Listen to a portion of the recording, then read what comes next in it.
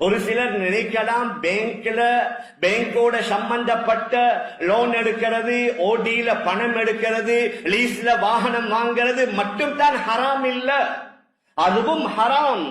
அது போன்ற சில விடயங்களை நாங்க செய்து கொண்டிருக்கிறோம் ஹராம் என்று விளங்காமல்.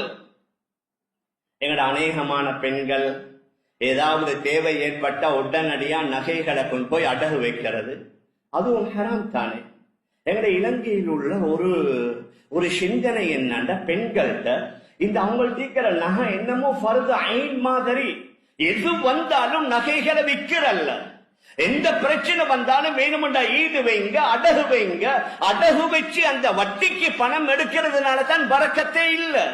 அந்த வட்டிக்கு எடுத்த அந்த பணத்தை கட்ட முடியாமல் அதன் மூலம் சிரமப்பட்டு அது இறுதியில அறுதியாகி கடைசியில தேவையும் முடியல, நகையும் அவங்களுக்கு பேங்குக்கு போய் சேர்ந்து விடும். மேலான பெரியார்களே, சகோதரர்களே, பெரியவர்கள் பெரிசா செய்யறாங்கண்டா சிறியவர்கள் ஷெரிஷாக செய்யறாங்க. நாங்க ஒவ்வொருவரும் பார்க்கணும் எங்கட வருமானத்துல எங்க ஹராம் கலக்குது.